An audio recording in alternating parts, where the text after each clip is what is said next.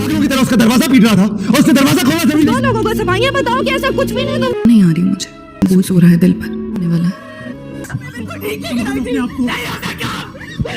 तेरे जाने के बाद ड्रामे में अब सफीर तो फरीन का सब कुछ लूट कर चलता बनेगा। सारी जायदाद, सारा मालो जर, सब कुछ हड़प करने के बाद फरीन को छोड़ देगा। फरीन को उसके घर वाले एक्सेप्ट मुश्किल से करेंगे, जबकि सारा का सारा इल्जाम सजल पर आ चुका है। सजल की सास सजल को कभी टिकने नहीं देगी। अशर के खिलाफ उसके दिल में बदगुमानियां पैदा कर रही है। अशर भी सजल से बदजन होता चला जाएगा। अब तो सजल बिल्कुल अकेली ही पड़ चुकी है। उसको इस बात का भी इल्म हो जाएगा जो कुछ भी माजी में उसके साथ हुआ, उसकी शादी अशर के साथ हुई, वो भी उसकी माँ का ड्रामा था।